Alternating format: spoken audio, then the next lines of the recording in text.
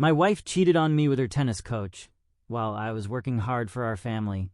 Now she wants to cut him off and win me back, but I'm not sure I can trust her. I never thought I'd be one of those guys spilling his guts on a forum, but here I am. Honestly, it's surreal even typing this out. I'm 45, and I've been married to my wife, Lisa, for 15 years. We've got two amazing kids, Emily, who's 12, and Jacob, who's 8. For the longest time, I thought we were solid, I mean, things were never perfect, no marriage is, but we were happy. At least, I thought we were. We had a nice house, good jobs, healthy kids, everything that should make life feel pretty damn great. Looking back, maybe I got a little too comfortable. Maybe I missed some signs. Lisa's always been outgoing, the type who loves to host neighborhood BBQs and holiday parties. We've got this big backyard where she'd set up tables with all the decorations she picked up from Hobby Lobby. It was her thing, making everything look picture perfect. I thought it was just her way of keeping herself busy while I was swamped with work. See, I run my own business. I'm a general contractor, so I'm out early, home late, and often still going over invoices and orders when I finally do get home. But Lisa, she was my rock. She kept everything running smoothly, handling the kids, keeping the house in order. I thought she understood that I was working hard for all of us, for our future. Then, a few months ago, she started acting a bit different. Not crazy different, but enough to make me notice. It started when she joined this new tennis club over the summer. I thought it was great, something to keep her active, something social. We'd been talking about how she should find some me time, since both kids are at school most of the day. So when she found this co-ed tennis group nearby, I was all for it. She'd come home all excited, talking about how she was meeting new people and getting better at the game. She started dropping names, Rachel, Carla, and then this guy, Kevin. At first, it was all harmless stuff. She'd mention how he was the club's new tennis coach and how he was helping everyone with their technique. No big deal, right? But then it started to feel like she was talking about Kevin a lot. Like, every time I asked how her day went, he somehow made his way into the conversation. Kevin taught me this new serve today, or Kevin and I stayed late to practice because no one else was there. I didn't want to be the paranoid husband, so I told myself I was overthinking it. But that little voice in the back of my head wouldn't shut up. Why was this guy, who I'd never even met, suddenly so important? Still, I let it go. I trusted her. We'd been through too much together for me to start questioning her out of nowhere. But the changes in her didn't stop there. She started dressing up more when she'd head out to the tennis club. I'd ask her why she needed to put on makeup just to sweat it off, and she'd laugh and say, "Oh, it's just to feel good about myself." Okay, fair enough. Everyone likes to look good. But then I noticed she'd leave wearing perfume, too. The kind she usually only wore when we went out for nice dinners. Then one day, I found a receipt in her purse for this fancy steakhouse in town. I joked, wow, going out to fancy dinners without me, expecting her to laugh it off. But she got a little defensive and said, "The girls decided to go after practice. It's no big deal, Jake." I should have pressed her more, but I didn't want to come off as controlling. Instead, I just shrugged it off, telling myself it was nothing. But that nagging feeling didn't go away. It all came to a head last Friday. I was doing laundry, trying to help out a bit, since she'd been complaining about being tired all the time. I picked up her gym bag, and this half-empty sports bottle fell out. It wasn't water. When I twisted the cap and took a whiff, it was vodka. Straight up. I sat down right there on the laundry room floor, my mind racing. Lisa's not a drinker, at all. I tried to come up with reasons why she'd have that, but nothing made sense. It's not like she's suddenly taking up drinking while playing tennis. That night, I couldn't get the thought out of my head. I asked her casually if they'd been having any drinks after practice. She shook her head, looked me straight in the eyes, and said, "No, not really. Maybe a glass of wine once or twice, but nothing more." Why? I wanted to believe her so badly, but something was off in her voice. She wasn't looking at me the way she usually did. That's when I decided to stop asking questions and start getting some answers on my own. I decided to follow her the next time she went out. That was the last straw. I needed to know if my gut feeling was right or if I was just losing my mind.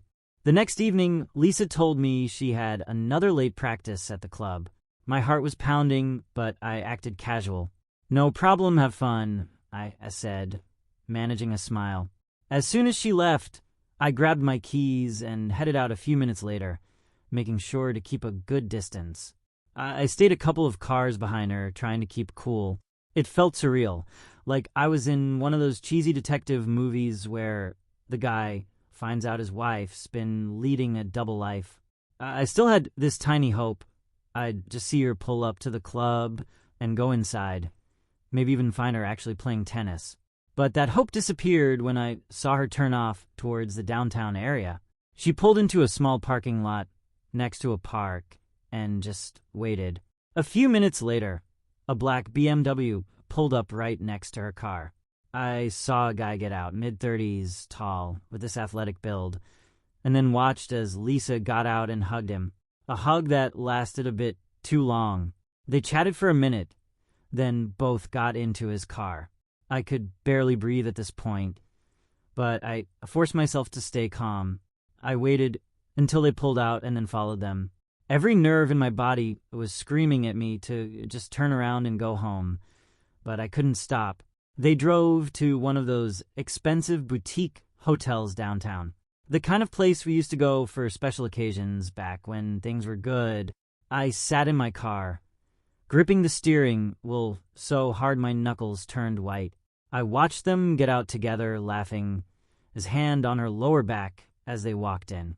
I snapped a few pictures with my phone, my hands shaking the whole time. I couldn't believe what I was seeing. This wasn't my wife. The woman I married wouldn't be sneaking around with some other guy, going into a hotel like it was no big deal. It felt like I was watching a stranger. My head was spinning, and I just kept sitting there, replaying the moment over and over again, trying to figure out if there was some way I'd misunderstood what I saw. Maybe it wasn't what I thought. Maybe they were just friends. But then, why the hotel? I waited outside for almost an hour, just staring at the entrance. At one point, I actually thought about going in there, confronting them right on the spot. But what would I have done? Make a scene in front of a bunch of strangers? I didn't want to give her the satisfaction of thinking I was desperate or out of control. So I just sat there, trying to decide if I was going crazy or if I should get out of the car and do something about it. Then I got a text from Lisa. Practice went late. Heading home soon. Love you. The words felt like a punch in the gut.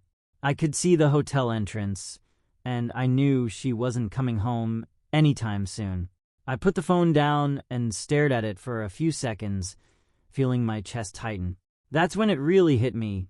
She was lying to my face, telling me she loved me while she was probably upstairs in some room with him. My heart started racing, and my vision blurred. I leaned back in my seat and tried to breathe.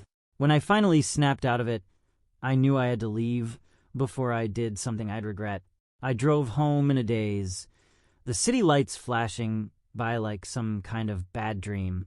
Every few minutes, I'd check my phone, hoping to see another message from her saying she was on her way home. But nothing came. I sat on our living room couch, staring at the front door, waiting for her to walk in. I wasn't sure what I was going to say or how I'd act, but I knew I had to confront her. When she finally came through the door, it was almost midnight. She looked surprised to see me sitting there, wide awake. "Hey, babe, what are you doing up?" she asked, with this forced smile that made me sick to my stomach. "Just waiting for you," I said, keeping my voice steady. "How was practice?" "Good, just the usual," she replied, dropping her gym bag by the door. She looked tired or maybe just guilty. I couldn't tell. "Really?" I said, tilting my head, "because it didn't look like you were at practice when you walked into the Stonebridge Hotel with some guy." Her face went pale. For a moment, she looked like a deer caught in headlights. "Wow, what are you talking about?" she stammered, trying to keep her voice steady. "You must have seen someone else." I shook my head slowly, reaching for my phone on the coffee table. I opened the photo gallery and showed her the pictures I took of her walking into the hotel with the man. "I followed you, Lisa. I saw you. Who is he?" Her eyes darted between me and the photos, her mouth opening and closing like she was trying to come up with an excuse but couldn't find the words. "He's the friend," she finally said. "It's not what it looks like, Jake. I swear. A friend," I repeated, feeling my anger rising. "You go to hotels with friends now? Is that where you've been spending your late nights after practice?" "In hotels with friends." Tears welled up in her eyes, and she tried to reach for my hand, but I pulled away. "We were just talking, okay?" I needed someone to talk to. I've been feeling so alone. And he... "Don't," I cut her off, my voice shaking. "Don't you dare make this my fault. Don't make it sound like I drove you to do this. Please, Jake, you don't understand," she pleaded. "I swear it hasn't gone that far. We haven't, She couldn't even bring herself to say the words. "We're just close, and I know it looks bad, but I've been struggling and you're never home, and that's supposed to make it okay?" I snapped, my voice louder than I meant it to be. "You've been lying to me, Lisa. Lying for who knows how long. I don't even know who you are anymore. I'm sorry. I'm so sorry," she sobbed, burying her face in her hands. But I couldn't feel sorry for her. Not after what I'd seen. Not after she looked me in the eye and lied to me again and again. I stood up, needing to get away from her. I need time to think. I need some space. Just stay away from me for a while. "Jake, please!" she cried, reaching out. But I walked past her, grabbing my keys off the counter. "I'll be at Tom's," I said over my shoulder. "Don't call me unless it's about the kids." And with that, I walked out the door. I drove straight to my buddy Tom's place. He's been my best friend since high school, and if there's one person I could talk to without feeling like a total idiot, it's him. When I pulled up, I just sat there for a minute, staring at his front porch. The lights were still on inside, and I knew he'd be up. Tom never went to bed early, but I didn't move right away. I felt numb, like everything around me was happening in slow motion. I finally took a deep breath and forced myself out of the car. Before I could even knock, Tom opened the door. "Jake? What are you doing here, man? It's late." He squinted at me, then his eyes widened. "Holy crap, you look like you've seen a ghost. You okay?" "I don't know," I muttered, shaking my head as I stepped inside. "I think Lisa's cheating on me." Tom's mouth dropped open. He stared at me for a long second, then motioned for me to follow him into the kitchen. "Sit down. I'll get us some beers. You're gonna need 1 or 10. He handed me a cold bottle and sat across from me, his eyes never leaving my face. "Okay, start from the beginning. What happened?" I told him everything. The weird changes in Lisa's behavior, the late nights at practice, the restaurant receipts, and then finally, the black BMW and the hotel. He didn't interrupt, just listened, his jaw tightening more and more as I talked. When I finished, he let out a low whistle. "Man, that's rough. I'm sorry, Jake. I really am. I don't even know what to say." He paused, shaking his head slowly. "But you did the right thing coming here. You shouldn't be around her right now. What she did, it's not okay." "Yeah," I murmured, staring down at the beer bottle in my hands. "But here's the thing, Tom. She keeps saying it didn't go that far, that they didn't sleep together. But how am I supposed to believe that?" Tom raised an eyebrow. "Do you think she's telling the truth?" I shrugged helplessly. "I don't know. I want to believe her, but why would you go to a hotel with some guy if you didn't plan on, "Good question," Tom muttered, leaning back in his chair. "Look, Jake, I'm not going to tell you what to think or feel, but I've known you two for over a decade, and I know you're a good guy. You don't deserve this crap. I say get some sleep, clear your head, and decide what you want to do next in the morning. Yeah, maybe, I said, but sleep felt like the last thing I'd be able to do. The next few days were a blur. I stayed at Tom's, trying to wrap my head around everything. Lisa texted and called a few times, but I didn't respond. I couldn't. I needed time to process it all. Every time I looked at my phone and saw her name, my chest tightened, and I felt like I was being suffocated. I'd stare at the photos of her and that guy at the hotel, and it made me physically sick. I just kept thinking, how did we get here? It wasn't until the following Tuesday that I finally agreed to meet up with her. She said we needed to talk, and part of me knew she was right. We had to figure out how to deal with the kids and what to tell them. Plus, I needed to hear her out, if only to get some answers and try to make sense of everything. We met at a small cafe we used to go to when we first started dating. Ironic, right? Sitting across from her at that little table felt like some twisted version of our younger selves. She looked like a mess, no makeup, eyes red from crying. For a second, I almost felt sorry for her. Almost. "Jake, I'm so glad you came," she said quietly, her voice trembling. "I know I screwed up. I know you probably hate me right now, but I need you to hear me out." "I don't hate you, Lisa," I replied flatly, leaning back in my chair. "But I don't trust you either. So go ahead, explain yourself. Tell me why I shouldn't just walk away." She took a deep breath, and I could see she was struggling to keep herself together. "I never wanted it to get this far. I was lonely, and I didn't know how to talk to you about it. You were always busy, always working late, and I felt like you didn't see me anymore. Kevin, he was just there. He listened to me, made me feel understood. So you started sneaking around behind my back instead of talking to me?" I asked, bitterness dripping from every word, and lying to me. "Don't forget that part." I know," she whispered, wiping her eyes.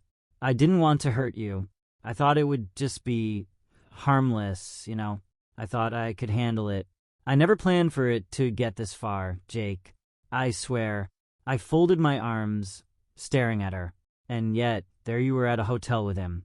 So tell me, Lisa, did you sleep with him or not?" Her face crumpled, and she started sobbing. "No, we didn't. I swear. I know it looks bad, but we never actually did. We just kissed a few times. And I know even that's too much, but I swear, I'm telling you the truth." It sounded like a bunch of excuses to me. I didn't know what to believe. But before I could say anything else, my phone buzzed on the table. I glanced at it and froze when I saw the name on the screen. It was my daughter, Emily. I quickly picked up. "Hey, sweetie, what's up?" "Daddy," she said, her voice small and shaky. "Mom's not at home." "Where are you?" My heart sank. I hadn't thought about how much all this might be affecting the kids. "I'm with Mom, honey. We're talking about some stuff. I'll be home soon, okay?" "Okay," she murmured, and then added, "Can you come home now? I miss you." Something inside me cracked. I glanced at Lisa, who was staring down at her lap, tears still running down her face. I couldn't keep doing this back and forth, wondering, doubting. Emily needed me, and I needed to be there for her. Whatever happened with Lisa, I couldn't let it mess up my kids' lives, too. "Yeah, sweetie. I'm coming home right now," I said softly, ignoring Lisa's pleading gaze. "I'll be right there." As I hung up and stood to leave, Lisa reached for my hand. "Jake, please. Can we work this out?" "I don't know, Lisa," I said, pulling away. "I really don't know. But right now I need to focus on the kids. I'll see you at home." With that, I turned and walked out of the cafe, leaving her sitting there alone. I didn't know what the next step was, but I knew one thing for sure. I had to be strong for my kids, no matter what came next. When I got back home, the house felt quieter than usual, almost hollow.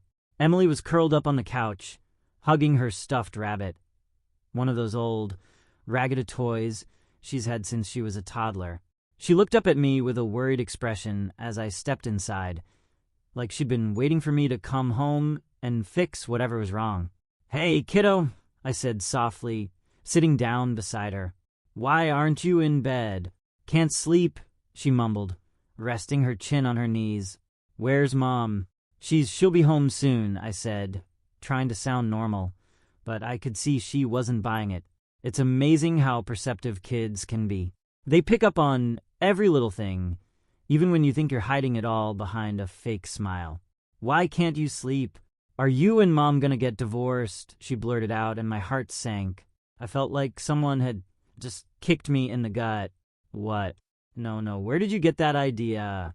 I said quickly, even though I didn't have an answer to give her. "We're just going through a rough patch, that's all. Sometimes adults have problems, but it doesn't mean we don't love you and your brother." She nodded slowly, but I could see the confusion in her eyes. "It's just she's been acting weird since she started at that tennis club, and you've been different too. Is it because of that?" I didn't know what to say. I mean, how do you explain to your kid that her mom might be cheating without tearing apart everything she thought she knew about her family? So I did what I could. I hugged her close and just let her feel that I was still there, still her dad. "Listen, things are a little messy right now, but I promise you we're going to figure it out. No matter what happens, I'll always be here for you and Jacob. Okay? Promise?" she asked quietly, looking up at me with those big brown eyes that were almost too serious for a kid her age. "Promise," I said, brushing a strand of hair out of her face. "I'm not going anywhere." After I tucked her into bed, I peeked into Jacob's room. He was out like a light, sprawled across his bed with his blanket half kicked off. I straightened it over him, wondering how much of this he understood. At 8 years old, maybe he didn't notice as much as Emily, or maybe he did, and he just didn't know how to ask. I was sitting on the couch, staring blankly at the TV, some infomercial about kitchen knives, when I heard the front door open. I turned and saw Lisa walk in, looking like she'd been run over by a truck. Her eyes were swollen and red, her hair a mess. It's crazy, but a small part of me felt bad for her. That part of me that still loved the woman I thought she was. "Jake, can we talk?" she whispered. "Sure," I said flatly, gesturing for her to follow me into the kitchen.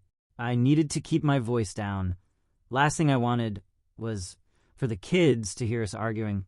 We sat at the table, the same one where we'd had so many family dinners. The same one where we'd laughed, shared stories, even planned out our kids' birthdays.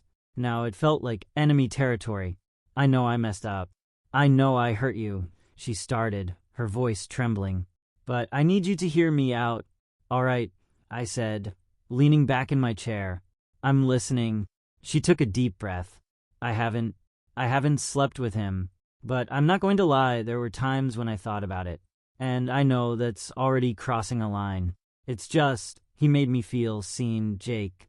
And I know that sounds stupid, but... Seen. I interrupted, unable to keep the bitterness out of my voice. "What's that supposed to mean? Like I mattered to someone again," she whispered, staring at the table. "You were always so busy, and I felt like I was just invisible. Like I was just here to take care of the kids and the house while you were out building our future." Kevin, he listened to me. He made me feel like I wasn't just a mom or just a wife. "And you didn't think to talk to me about this?" I shot back. "Instead, you turned to some guy at the club. Every time I tried to bring it up, you'd say you were too tired or stressed," she murmured, her shoulders slumping. "And I get it, you've got a lot on your plate. But it felt like you didn't care anymore. So I stopped trying." "Lisa, that's not fair," I said, shaking my head. "I work long hours because I thought I was doing what's best for our family. For us. I never thought I'd have to worry about losing you because of that." "I know, and I'm sorry," she said, tears spilling down her cheeks. "I didn't plan for any of this to happen. It just did. But nothing happened at the hotel, I swear. We just talked. Then why lie to me about it?" I asked quietly. "If it was so innocent, Why didn't you just tell me? Because I knew it didn't look innocent, she cried, her voice cracking. And I didn't want to lose you. I still don't. There was a long silence after that. I watched her wipe her eyes, her hands shaking, and I wanted to believe her. I really did. But something inside me just snapped. Do you even understand what you've done? I whispered. Do you know what it feels like to find out that the person you trusted the most has been sneaking around behind your back? I'm sorry, she said again, and I could hear the desperation in her voice. I'll cut off all contact with him. I'll leave the club. I'll do whatever it takes to fix this. Just give me a chance. I looked at her, trying to see the woman I'd fallen in love with all those years ago. But all I could see was a stranger who'd betrayed me, who'd lied to my face over and over again. Fine, I said slowly, my voice sounding hollow even to me. But right now I need some space. You sleep in the guest room for now. I can't even look at you without... I don't know, Lisa. Just go. She nodded, biting her lip as more tears spilled over. She looked like she wanted to say something else, but I turned and walked away before she could. I didn't have the energy to keep this conversation going. Not tonight.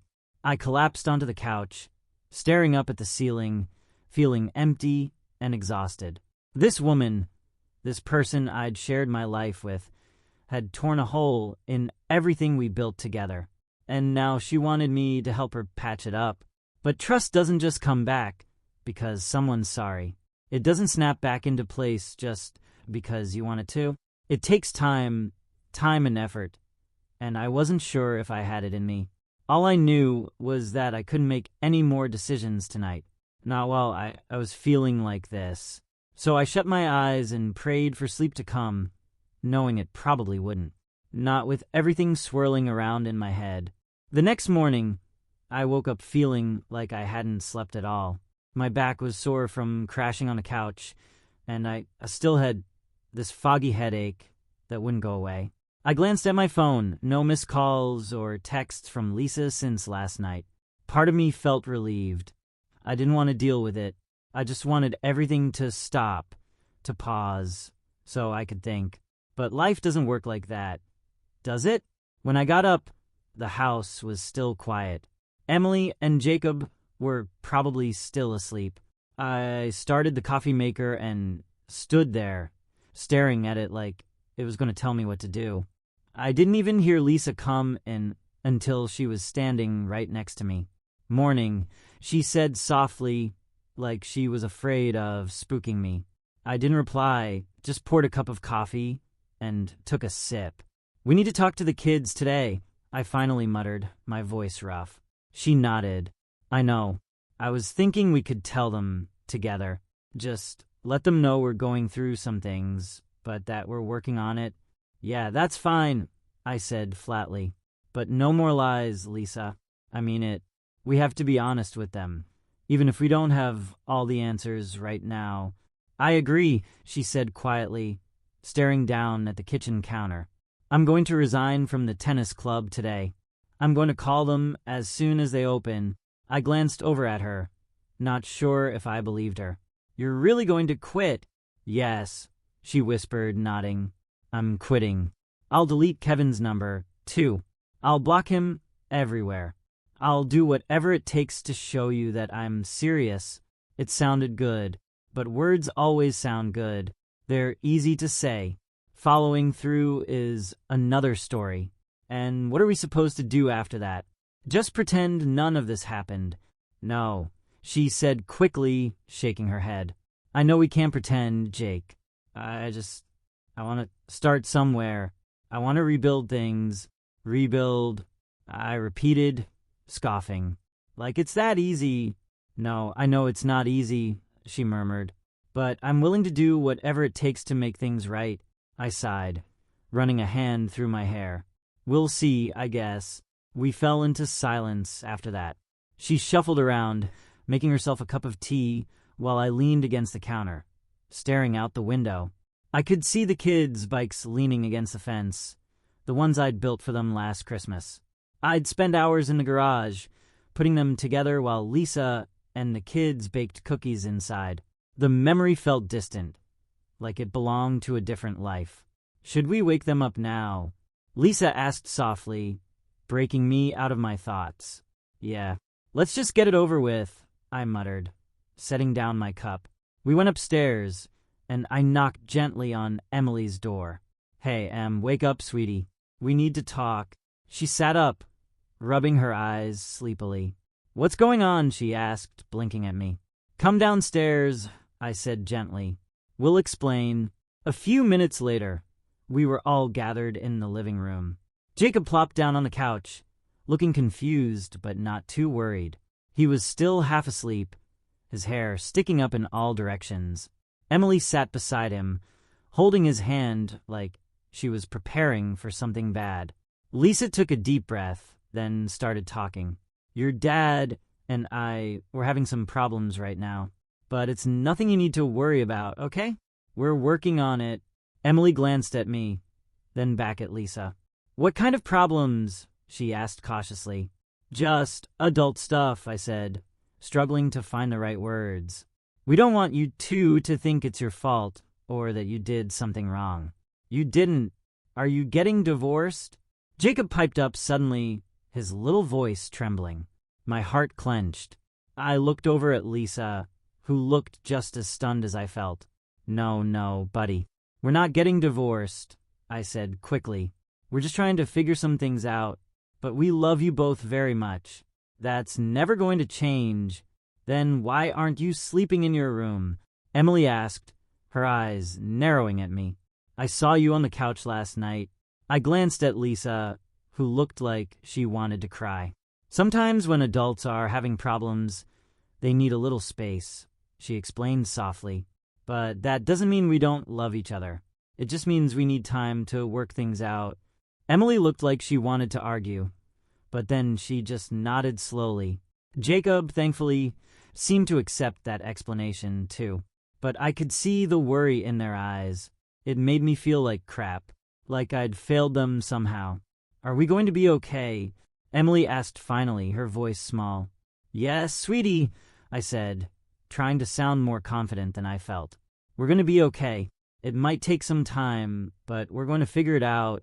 Lisa reached over and took my hand, squeezing it gently. I almost pulled away, but I forced myself to stay still.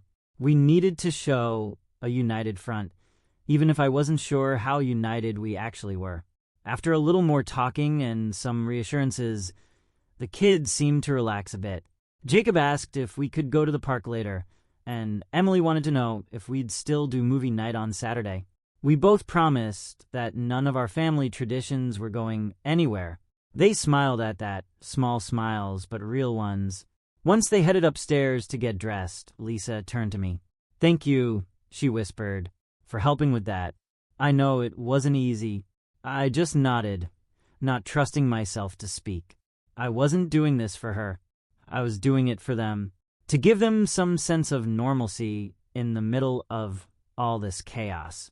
I'm going to call the club now, she said, standing up. I'll tell them I'm done, and I'll block Kevin. Go ahead, I said, not looking at her. I stared at the spot where Emily had been sitting, thinking about how scared she'd looked. It made me want to punch something or someone. Lisa grabbed her phone and disappeared into the other room. I heard her talking quietly, then the sound of a text alert. When she came back a few minutes later, she showed me her phone. I deleted his number, she said softly, holding it out for me to see. Blocked him, too. It's over. I swear. I glanced at the screen, seeing Kevin's name in the blocked contacts list. It should have made me feel better, but it didn't. Not really. Because deleting his number didn't delete what had already happened. Blocking him didn't erase the lies or the nights she'd spent texting him while I was sitting in the next room, completely clueless.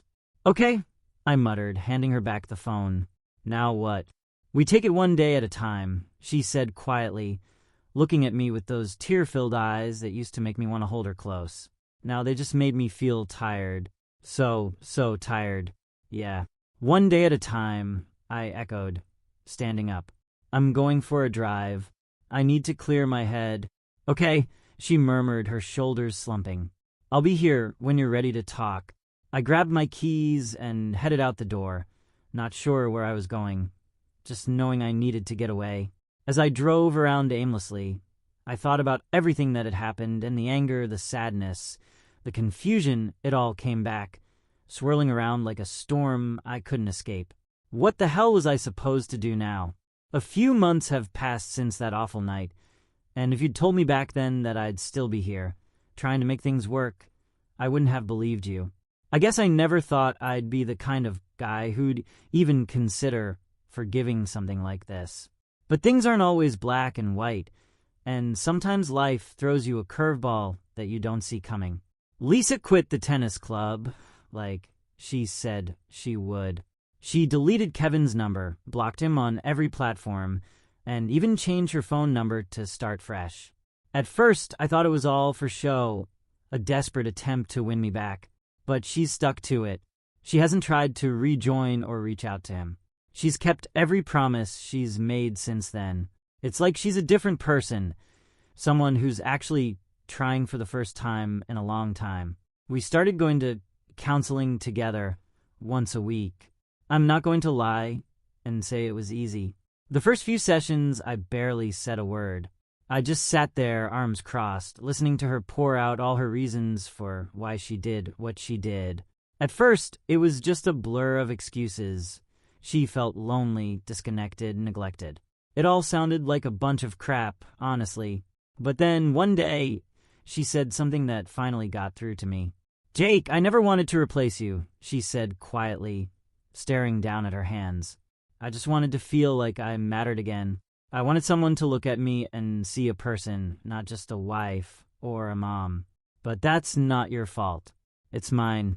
I made selfish choices instead of talking to you. And I'm so sorry."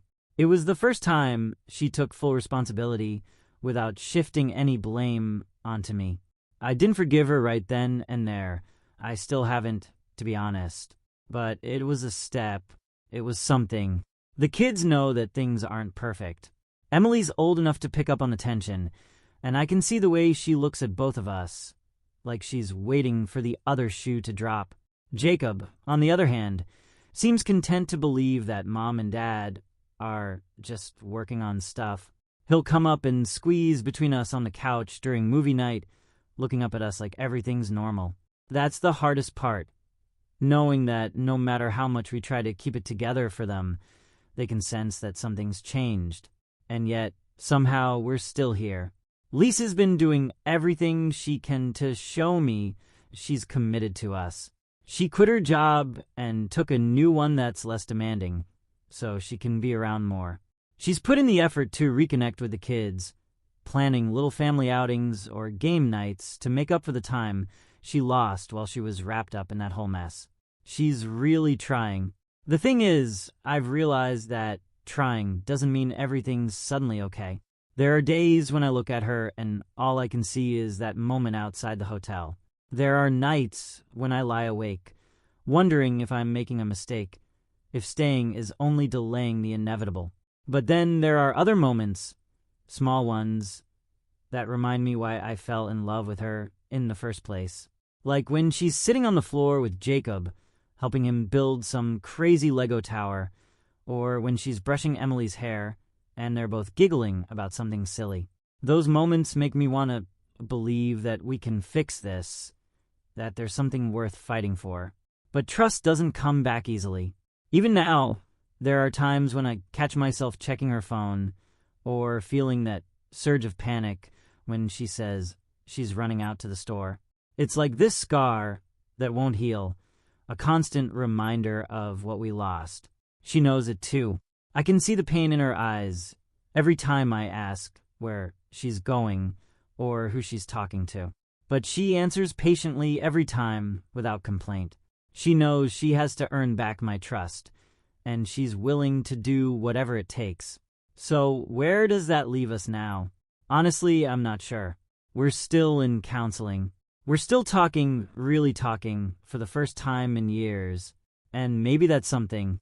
We've had some good days mixed in with the bad ones. I've even started to feel moments of peace. It's not like everything's perfect, but there are times when we're together as a family and it almost feels normal again. Will I ever get over what happened? Probably not. It's going to take a long time to put all the pieces back together. But I've come to realize that maybe that's okay. Maybe it's not about erasing the past, but learning to live with it, to accept that we're both flawed people who made mistakes. Lisa asked me last week if I thought we were going to make it. I didn't have an answer for her then, and I still don't now. But I know that for the first time in a long time, we're both putting in the effort. We're both trying, and that has to count for something, right? I don't know where we'll be a year from now, or even 6 months from now. Maybe we'll be stronger than ever, or maybe we'll realize it's too broken to fix. But right now, I'm willing to keep trying. I'm willing to see where this goes, one day at a time. If there's anything I've learned from all this, it's that life doesn't always turn out the way you expect it to. People aren't perfect, and marriages aren't fairy tales. They take work. They take patience. And sometimes they take more forgiveness than you think you're capable of giving. I'm still figuring it out, still deciding if I can give that forgiveness. But for now, I'm here. I'm staying. I'm taking it day by day because that's all I can do. So if you're reading this and you're going through something similar, just know that it's okay not to have all the answers right away. It's okay to feel angry, to feel hurt, to feel lost. But it's also okay to try. It's okay to see if things can get better, even when it feels impossible. Maybe, just maybe, we'll find our way through this mess. Or maybe we won't. But at least we're trying. And for now, that's enough.